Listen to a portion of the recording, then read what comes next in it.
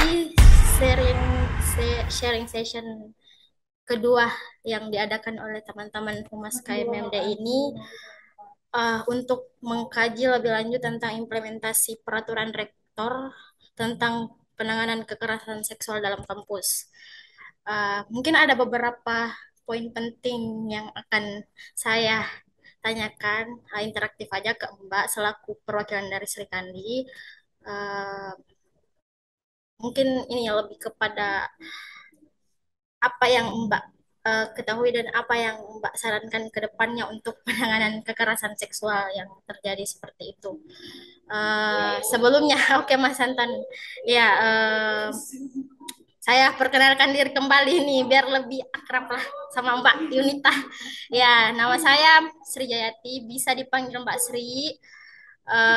Sekarang berstatus mahasiswa di UNY, melanjutkan studi magister jurusan PAUD asal dari Makassar. Sedikit ya pengantar dari saya.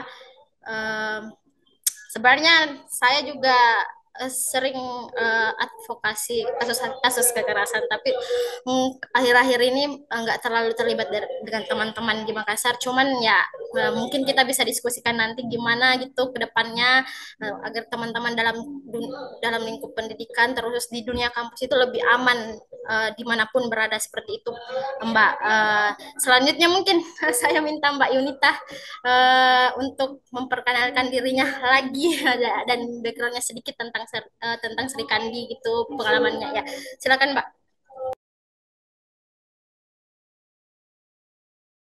Sebelumnya terima kasih ke Mbak Sri atas pengenalan dan apa namanya mengundang saya sebagai perwakilan Sri Kandi dan Ruang Aman. Perkenalkan nama saya Yunita Aziza. Saat ini saya sedang sedang aktif di Ruang Aman dan Sri Kandi. Studi itu adalah sebuah kelompok studi yang belajar mengenai gender dan bagaimana cara mengadvokasi kekerasan seksual yang ada di kampus itu. Uh, Lebih tepatnya Stikandi itu sebagai wadah kelompok studi itu mempelajari teori-teorinya dan ruang aman adalah tempat untuk mengadvokasi teman-teman kekerasan seksual yang ada di UNY sendiri seperti itu. Jadi saya ada di dua apa namanya ada di dua gerakan tersebut gitu. Dan tadi apakah oh ya tadi apakah saya langsung menjawab pertanyaan atau perkenalkan diri Pak? Iya Pak, saya pikir kalau mungkin masih ada yang mau disampaikan gitu tentang ruang aman dari Sri Kandi itu sendiri sebelum kita lanjut ke inti pertanyaannya Mbak. Saya sudah siapkan draft pertanyaan gitu.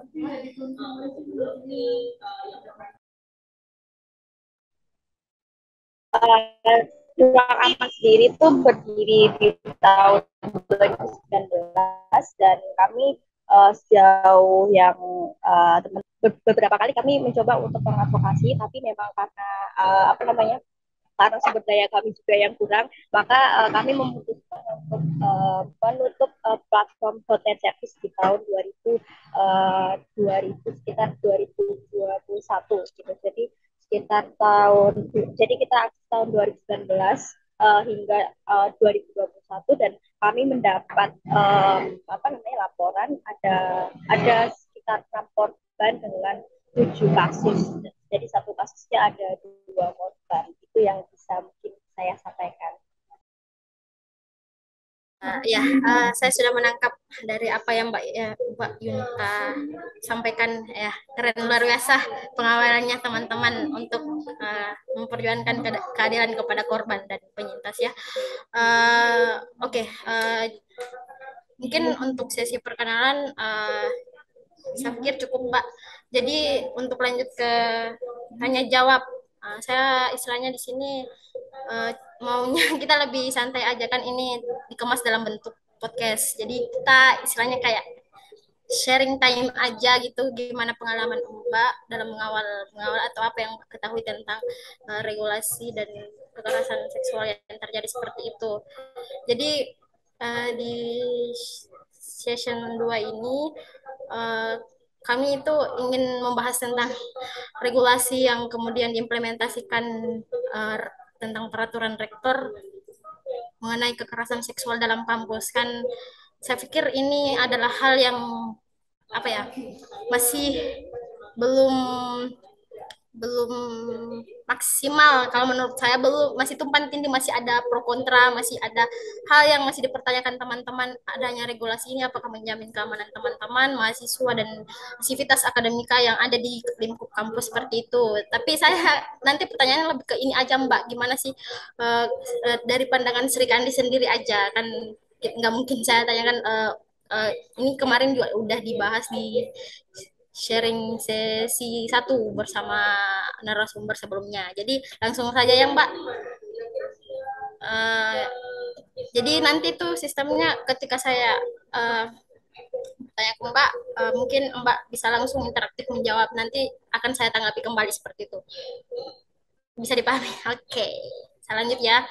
Eh, jadi yang pertama yang saya mau tanyakan itu mengenai regulasi tentang kekerasan seksual yang saya pikir memang beberapa perguruan tinggi negeri maupun swasta itu telah me- mengadakan peraturan ini atau istilahnya menjadikan regulasi ini sebagai katanya jaminan keamanan untuk mereka yang uh, menjadikan kekerasan seksual itu adalah hal yang hal yang menakutkan seperti itu. Jadi di sini saya mau bertanya, apakah Mbak sendiri atau dari teman-teman Sri Kandi atau lembaga yang mengadvokasi, teman-teman yang sejauh ini berjalan bersama Sri Kandi yang mengadvokasi tentang kekerasan seksual itu pernah dilibatkan dalam penyusunan regulasi peraturan seperti ini terutama dalam kampus, atau memang nggak ada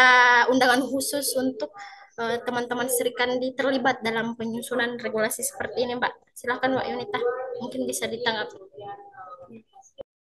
Uh, untuk terkait regulasi sendiri, kita sudah punya peraturan sendiri ya, turun dari Permendikbud, yaitu PR nomor 6 tahun 2020.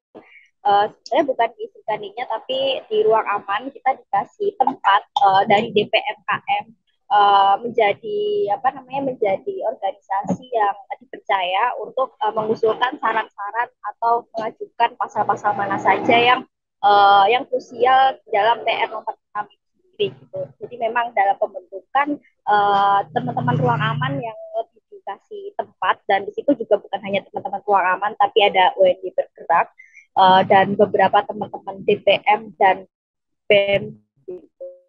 Tapi lebih jelasnya teman-teman DPM yang membuka apa namanya, membuka ruang kepada ruang aman untuk memberikan saran-saran terkait draft draft peraturan PR nomor 6 tahun 2022 itu. Nah, di situ yang bisa saya sampaikan adalah ada beberapa apa namanya, ada beberapa pasal yang sangat mengganggu, terutama oh ya, sebelumnya sebelum ada PR nomor 6 ini, kita juga punya PR nomor 17 tahun 2020. Itu memuat kurang lebih 5 halaman yang saya pikir sangat apa ya, sangat mengganggu dan tidak menjelaskan mekanisme sistem pelaporan yang ada di kampus. Bahkan tidak menjawab pertanyaan seperti melapor melalui lembaga mana, kemudian korban harus melakukan hal apa gitu, apakah melalui pendamping ataupun seorang diri bisa melaporkan hal seperti basic seperti itu Mbak gitu. Nah, akhirnya setelah kami dipercaya di dalam forum itu, kami menyampaikan salah satu pasal yang sangat mengganggu di PR nomor 17 tahun 2020 ini adalah bagaimana kampus itu didefinisikan sebagai suatu daerah tertutup, di mana pembelajaran itu pembelajaran apa namanya, tridharma perguruan tinggi itu berlangsung gitu. Nah, definisi inilah yang sangat mengganggu, dan takutnya adalah bahwa definisi ini akan apa ya, tidak mencakup luar luar batas wilayah seluas mungkin di luar di luar apa namanya di luar ranah kampus gitu, misalnya seperti kekerasan seksual yang ada di indekos, ada di KKN, ada di tempat pengabdian gitu, ada di tempat-tempat PK gitu, yang mana seringkali menjadi ancaman dan tempat-tempat mahasiswa jadi sangat rentan di sana. Nah, itu sih, nah itu dan kemudian di PR nomor 1 ini juga sayangnya tidak terlalu luas. Artinya adalah lagi kampus itu hanya melibatkan beberapa orang saja, tidak membuka siswa, terutama menjadi sangat penting di kampus jika ada kekerasan seksual terjadi. Itu sih, Mbak. Ya, Mbak, ini terima kasih untuk pertanyaan saya yang pertama tadi saya sudah menangkap. Jadi memang untuk melibatkan semua elemen untuk menyusun uh, regulasi ini emang saya pikir memang saya sudah mendapatkan juga di Makassar atau dimanapun itu dalam penyusunan regulasi ini yang menjadi hal yang tidak istilahnya diterima oleh teman-teman bahwa penyusunan ini bukan secara menyeluruh secara adil gitu, nggak melibatkan sama teman-teman yang seharusnya turut istilahnya mengetahui muatan regulasi kemudian diimplementasikan baik dalam kampus maupun dimanapun seperti itu Mbak. Saya lanjut ya Mbak. Yang selanjutnya kalau dari kacamata atau sudut pandang dari Mbak sendiri atau dari Sri Kandi tentang bagaimana sih pembentukan satgas khusus dalam penanganan kekerasan seksual dalam dunia kampus.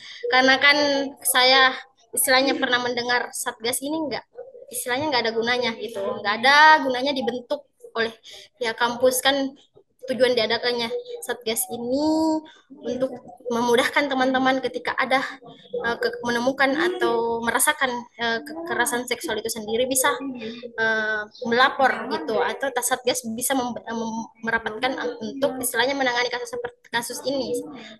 Dari kacamata Sri Kandi itu gimana sih dalam satgas ini sendiri? Seperti itu Mbak, silahkan.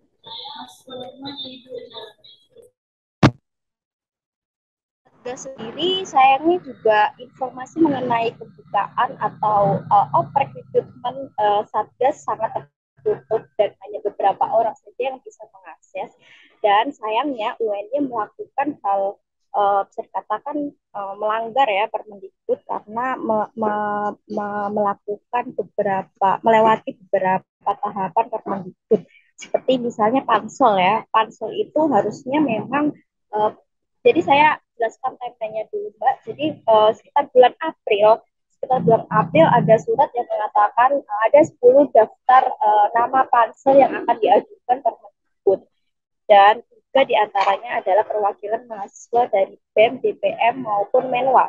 Bisa dikatakan semuanya punya pola yang sama, yaitu perwakilan ini itu berasal dari sekretaris gitu, dan sisanya ada teknik dan dosen. Jadi 10 nama ini bukan didapatkan dari open yang dilakukan oleh kampus-kampus lain gitu. Tapi adanya surat yang menyatakan bahwa teman-teman dalam daftar nama ini harus mengirimkan CV sebagai bentuk pendaftaran yang akan didaftarkan ke Kemdikbud gitu. Nah, setelah itu baru nanti setelah melakukan itu kampus akhirnya menyerahkan 10 nama itu untuk diajukan ke Kemdikbud. Dari 10 nama itu yang melakukan akhirnya ada tes dan lain sebagainya hingga tanggal 9 Agustus. 9 Agustus ada pengumuman kelulusan calon pansel. Ini baru calon pansel, artinya dari 10 ini ada 9 nama yang lolos. 9 nama yang lolos ini harusnya di surat itu sudah tertulis bahwa kampus mewajibkan melakukan uji publik yang dimana tujuannya untuk mendapatkan masukan dari masyarakat kampus gitu. Nah, dari 9 nama ini harus jika melalui tahapan Permendikbud harusnya diseleksi lagi menjadi 7. 7 adalah harga normal yang harus harus tujuh adalah harga harga mutlak yang ada di Permendikbud. Jadi pansel itu harus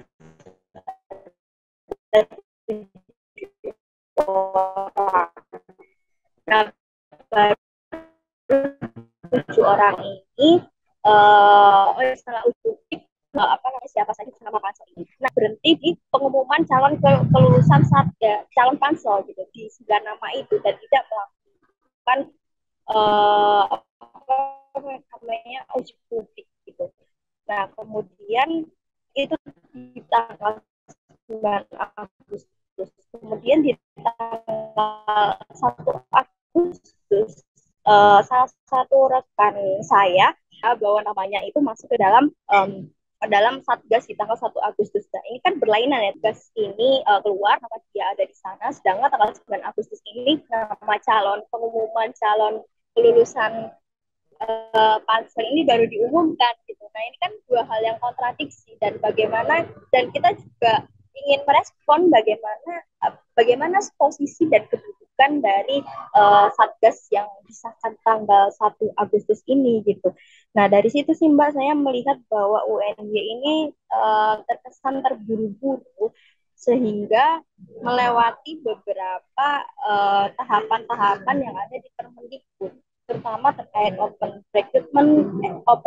rekrutmennya bagaimana kemudian yang kedua apakah panelis-panelis atau calon-calon yang mendaftar ini memenuhi kriteria berdasarkan Permendikbud terus kemudian apakah ada pengalaman dan yang paling utama apakah mereka pernah terlibat menjadi pelaku kekerasan seksual. Nah itu kan yang harus ditinjau tapi yang dilakukan UN-nya sejauh ini adalah mereka melakukan melewati tahapan itu dengan mengeluarkan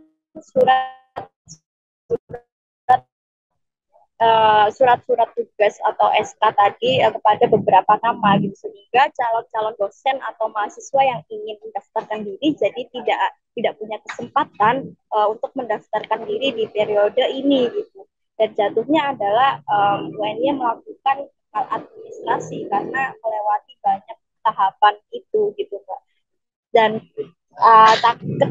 ketakutannya adalah jangan-jangan nanti Satgas ini tidak bisa dipercaya di kalangan mahasiswa gitu.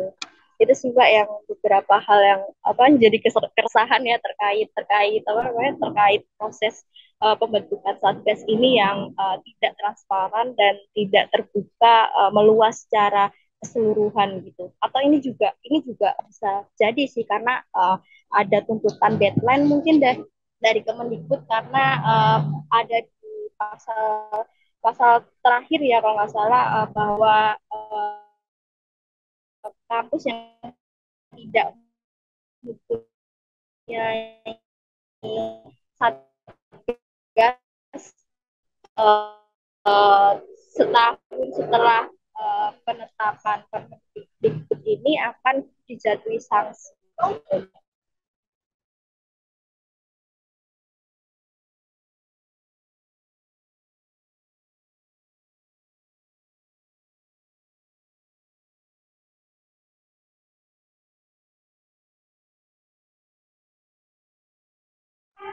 Ya,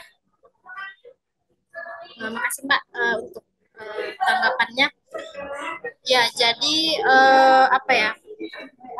Yang selanjutnya mungkin yang teman-teman mau ketahui gitu dengan penerapan regulasi ini dalam dunia kampus terkhusus UNY ya. Apakah menurut Mbak sendiri atau teman-teman dari Sri Kandi itu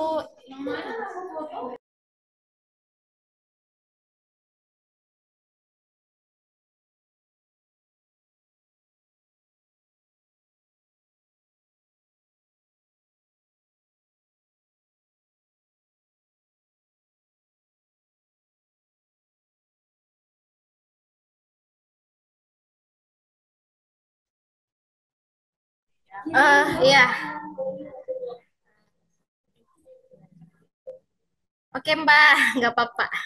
Tadi koneksi ya. Kita lanjut aja dan untuk mengefisienkan waktu mungkin agak sedikit saya persingkat lagi pertanyaan saya biar enak gitu Mbaknya. nyampein. Jadi ini saya cuman mau minta juga bagaimana sih dari sudut pandang Mbak atau teman-teman di Sri Kandi tentang regulasi ini. Apakah ini sudah menjamin keamanan teman-teman atau menjamin keamanan kita semua atau bagaimana?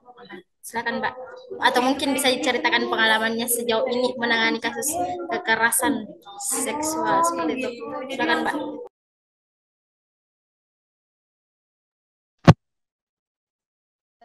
Pertanyaannya,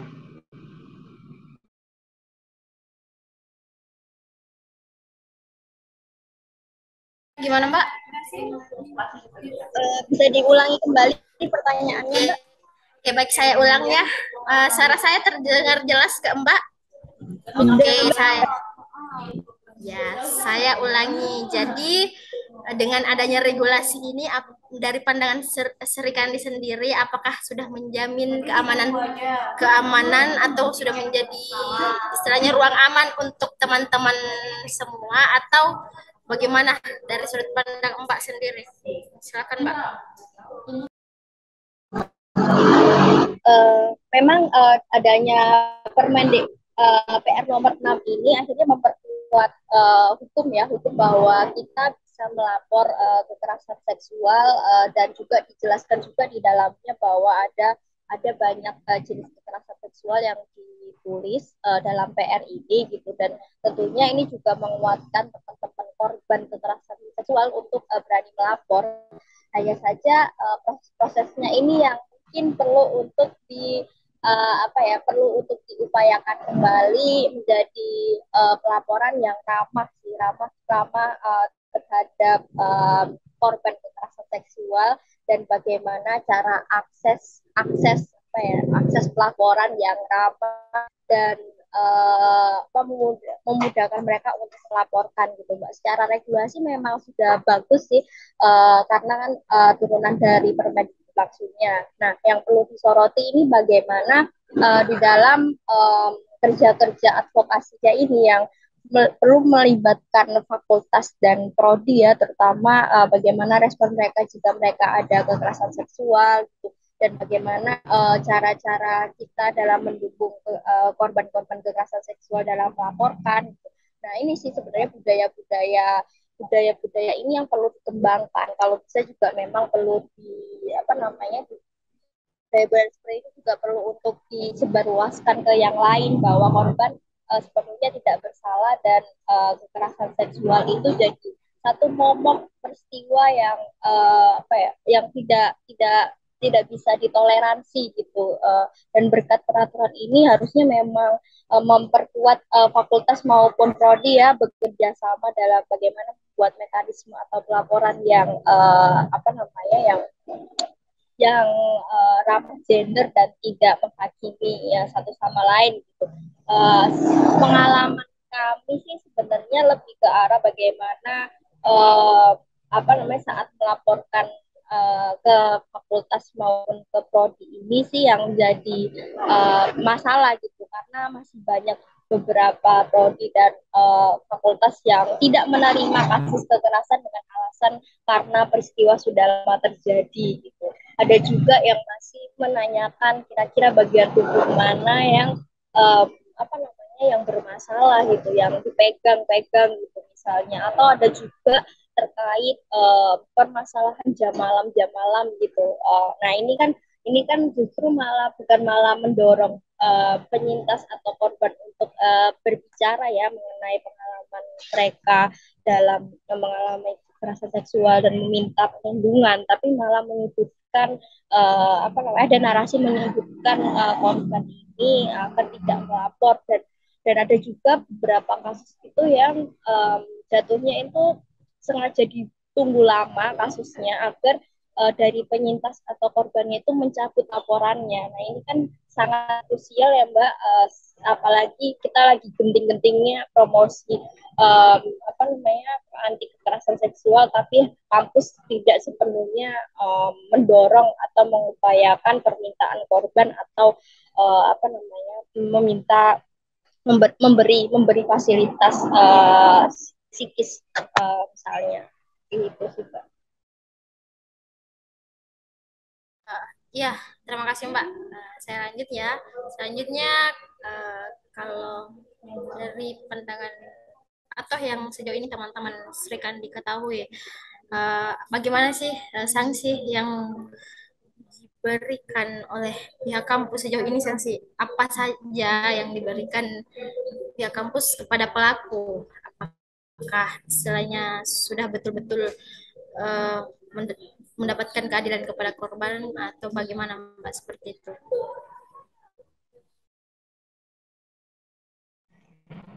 Karena di beberapa tempat dari pelaporan saja tidak diterima, Mbak. Jadi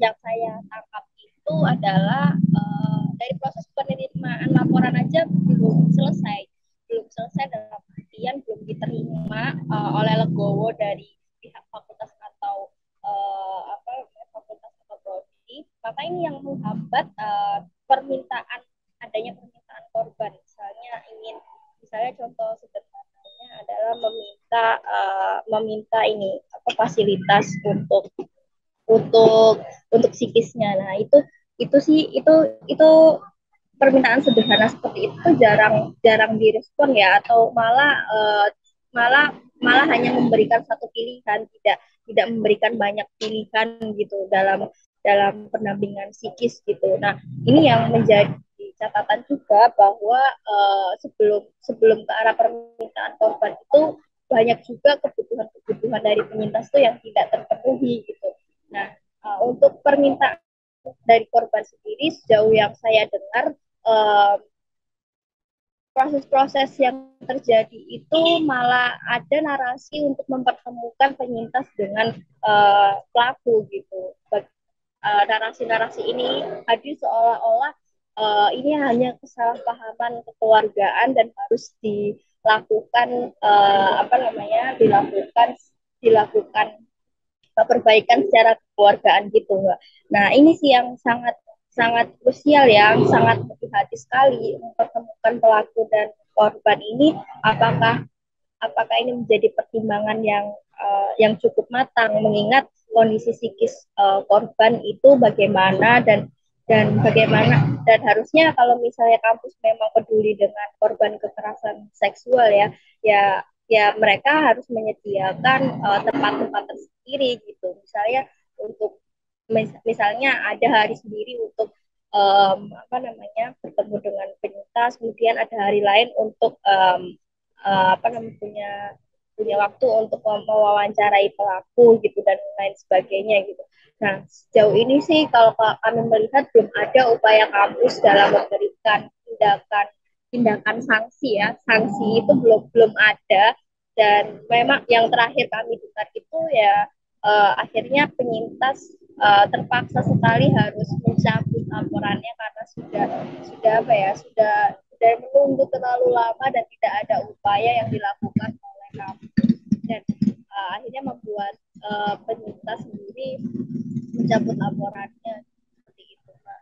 Memang sangat disayangkan ya, Mbak, gimana kita lagi kejar-kejarnya terkait apa namanya sanksi untuk pelakunya sendiri, tapi malah kampus itu berupaya untuk menutup-nutupi gitu. Kasus yang saya maksud ini adalah ada salah satu korban gitu yang sudah menunggu berbulan-bulan gitu.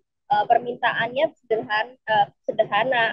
Dia menginginkan pelakunya untuk di DO karena dia ternyata tidak hanya melakukan ke satu orang tapi ke banyak di satu OKM gitu, tapi ternyata yang dilakukan kampus tuh hanya menunda permintaan dari si penyintas, dan tidak ada mekanisme atau pelaporan hal lain yang dilakukan dari kampus, itu yang membuat dia kecewa dan merasa sia-sia untuk melaporkan kasusnya.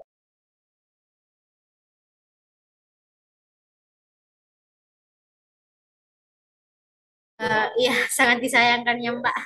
Padahal jadi harapan bersama untuk teman-teman semua ya, terutama yang jadi korban seperti itu. Selanjutnya Mbak, yang saya mau tanyakan itu apa sih sebenarnya faktor yang menyebabkan sehingga kekerasan seksual itu bisa terjadi, terutama dalam kampus. Sejauh ini yang teman-teman serikandi ketahui seperti itu. Silakan Mbak.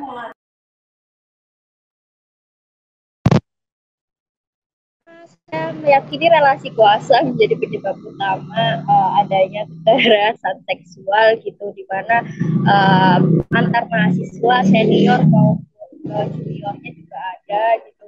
Bahkan relasi gender itu yang seringkali timpang ya antara perempuan dan laki-laki gitu.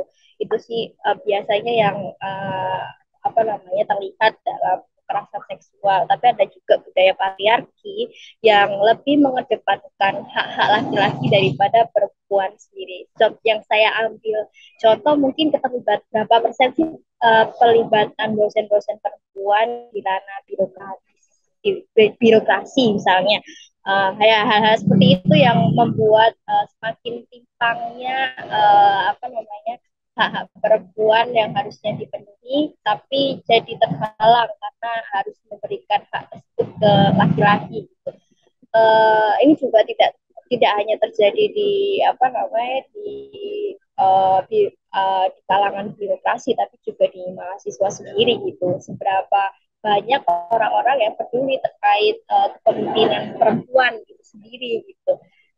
Kemudian ada juga yang krusial menurut saya masalah kajian gender ya, karena saya pikir ini cukup krusial dan perlu untuk dihadirkan melalui kelompok studi atau mata kuliah khusus terkait gender ini agar semua pihak kampus terutama mengenal bagaimana relasi dengan apa namanya lawan jenis, relasi sama jenis bagaimana, terus bagaimana mereka mengerti konsen minimal gitu Mbak. Terus bagaimana mereka mengerti bahwa gender itu berbeda dengan jenis kelamin sehingga pelecehan seksual itu tidak terjadi. Ya saya pikir itu tiga hal itu tadi Mbak, relasi kuasa, budaya patriarki dan kajian gender di kampus kita yang masih kurang, dan sebenarnya kita perlu menggiatkan kelompok-kelompok studi terkait kajian gender itu sendiri gitu Mbak. Oke Mbak Yunita, selanjutnya nih saya lanjut strategi yang menurut Mbak atau teman-teman Sri Kandi itu yang paling tepat untuk digunakan dalam penanganan kasus kekerasan seksual itu bagaimana Mbak, terutama dalam dunia kampus itu sendiri. Silahkan. Yang pertama sih menurut saya sendiri sih perlu untuk membuka tempat-tempat pelaporan atau mekanisme SOP untuk korban kekerasan seksual ya, terutamanya karena kampus sendiri sebagai apa namanya tempat belajar yang harusnya bisa menjadi jaminan aman, rasa aman gitu, maka yang dilakukan kampus tuh ya melakukan apa namanya melakukan misalnya um, sinkronisasi pelaporan. Misalnya contohnya kalau lapor di fakultas itu syaratnya apa sih gitu? Apakah apakah relasi pelaku dengan korban ini akhirnya yang melanjutkan korban untuk um, melaporkan di fakultas gitu, atau di himpunan atau di jurusan itu juga bisa melaporkan kasusnya. Nah, itu juga perlu untuk disinkronisasikan dari pihak birokrasi ya, terutama karena dia kan yang yang um, menjadi tempat pelajaran yang aman gitu. Minimal itu sih membuka sistem laporan yang aman, baru nanti selanjutnya sesuai dengan Permendikbud mungkin bisa bisa juga melakukan pelatihan kepada teman-teman satgas terkait pemeriksaan Permendikbud seperti apa gitu, layanan yang harus diberikan seperti bagaimana gitu, terutama juga ke teman-teman disabilitas ya, bagaimana pelaporan yang inklusif jika mereka mendapat kekerasan seksual gitu. Dan mungkin juga ke teman-teman ke birokrasi fakultas dan jurusan ya, yang harusnya juga mendukung upaya kampus dalam menegakkan anti kekerasan seksual di kampus dengan dia menerima laporan, minimal menerima laporan dulu dan kemudian berproses mempercayai bahwa pengalaman pengalaman korban itu menyakitkan dan apa yang bisa dilakukan oleh kampus atau jurusan atau fakultas yang yang sesuai dengan perspektif korban, misalnya dengan mendengarkan korban, misalnya apa yang mereka butuhkan, kira-kira permintaan apa yang bisa dilakukan fakultas maupun prodi gitu, kemudian apa yang membuat dia tidak nyaman, dan kira-kira dari permintaan dia apa yang bisa dilakukan ke pelaku, seperti itu, Mbak.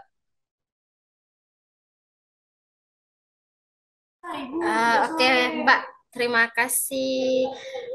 Mungkin ini ya, saya mungkin ada sisa 3 pertanyaan lagi, Mbak, sebelum ini. Karena kita persingkat saja. Eh, oke, sejauh ini hambatan yang ditemukan teman-teman dalam proses perlindungan yang dilakukan terhadap korban kekerasan seksual itu seperti apa? Pasti ada aja gitu teman-teman, untuk mengadvokasi kasus seperti ini pasti ada aja yang ingin menutupi, ingin ini dan itu. Silakan, Mbak.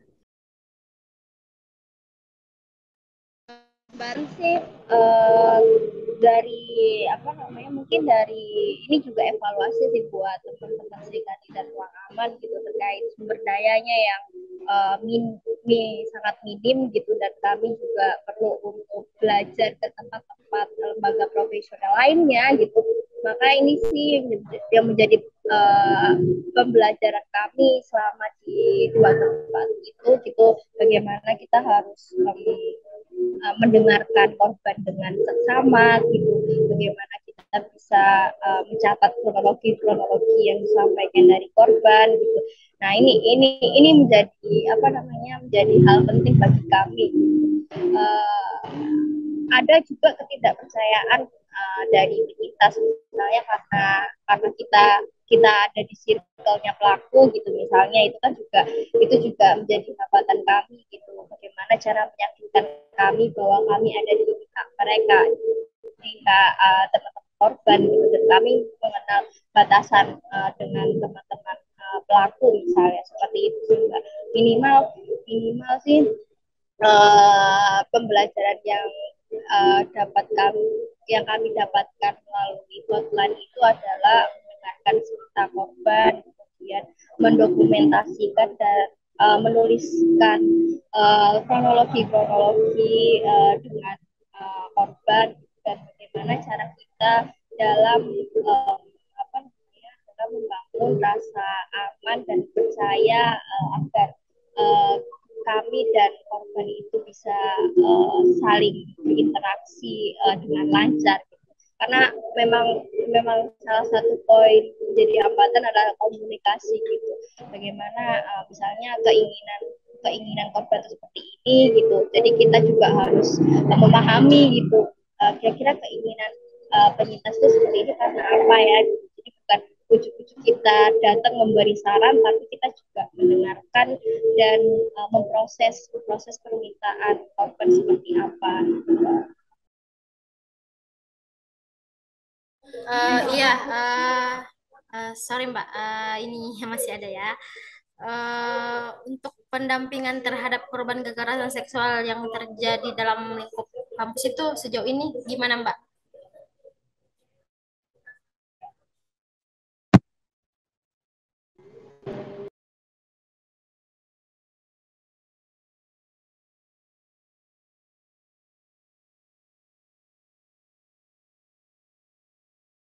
Halo Mbak, ini maksudnya dari UNY-nya ya? Iya, dari teman-teman Sri Kandi gitu.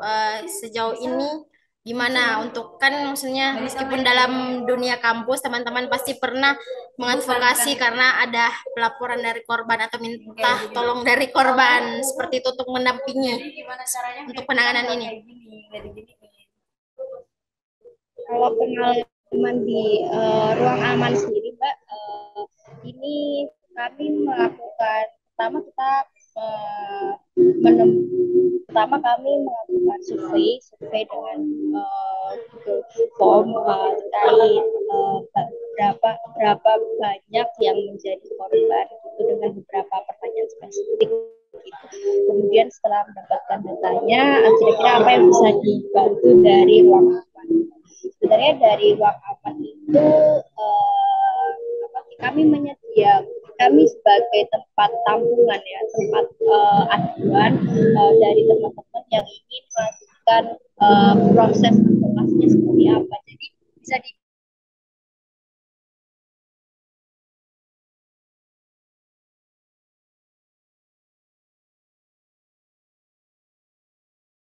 seperti ini caranya. Kemudian mitigasi lain, misalnya mau speak up di media sosial gitu. Nah inilah risiko yang nanti dihadapi.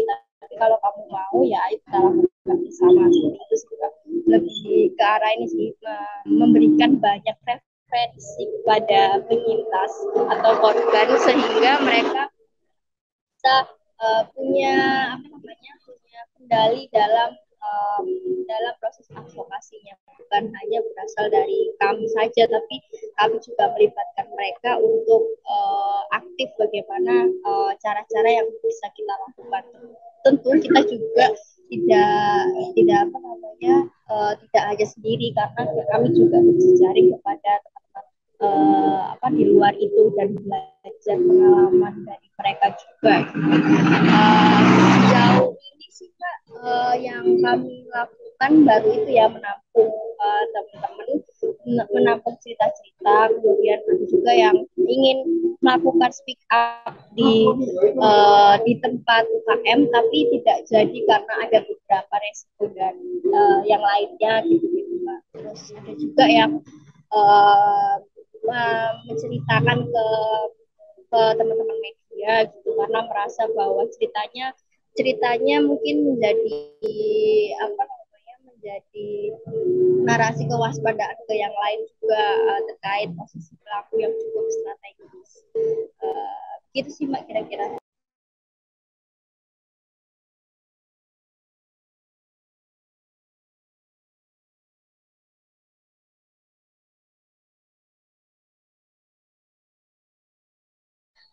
Oke Mbak, ini Kak, ini terakhir ya, terakhir Mbak. Jadi kalau bentuk evaluasi yang dilakukan terkait implementasi peraturan ini itu seperti apa Mbak? Bentuk evaluasinya?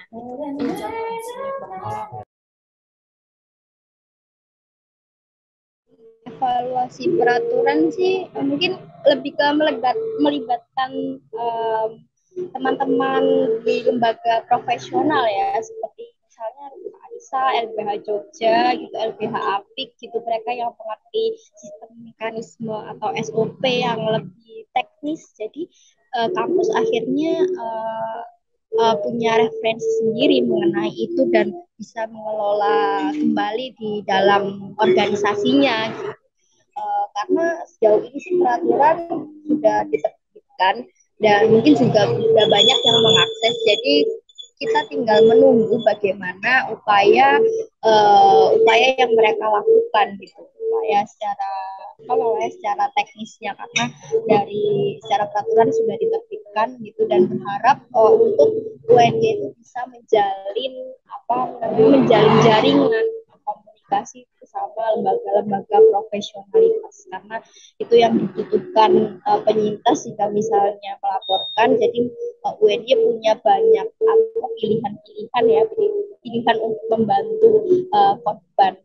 Dan misalnya dan ini juga bagaimana ini juga pada bagaimana akhirnya UNY punya sikap tegas terkait dengan pelaku kekerasan seksual itu sendiri. Ya, itu tadi mungkin kumpulan pertanyaan yang bisa kita diskusikan untuk session sharing hari ini ya Mbak. Sebelum aku closing, kita persingkat aja. Mungkin ada sedikit closing statement dari Mbak Yunita dari Sri Kandi untuk implementasi regulasi ini untuk teman-teman nantinya seperti apa. Silahkan Mbak.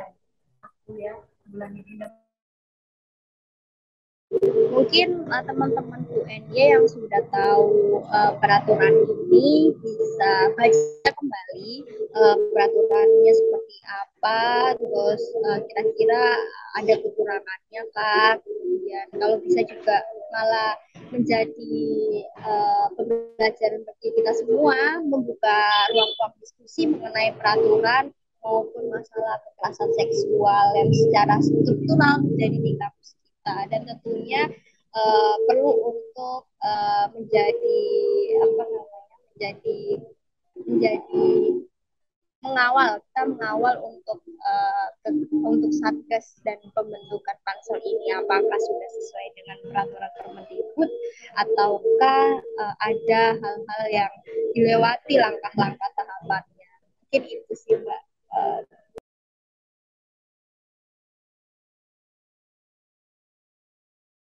Iya, mungkin untuk sharing session kita pada kali ini saya cukupkan ya Mbak. Saya bersama teman-teman sangat berterima kasih nih karena sudah meluangkan waktunya untuk sama-sama mengupas tentang implementasi regulasi di kampus ini.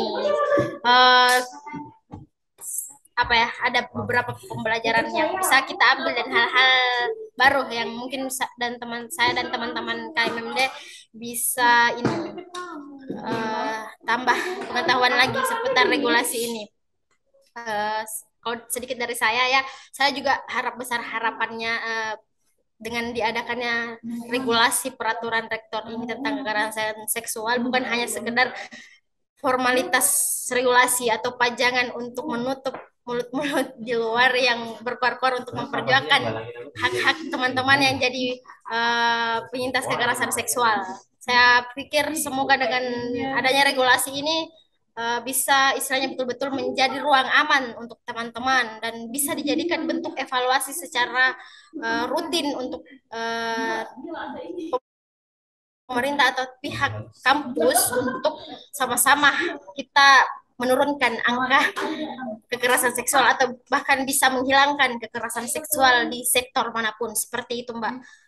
Itu mungkin dari saya Mbak, dan teman-teman yang lain untuk podcast kita kali ini. Saya ucapkan terima kasih ya Mbak untuk waktunya Mbak Yunita Aziza dari Sri Kandi. Saya selaku moderator yang memandu podcast atau sharing hari ini pamit undur diri seperti itu.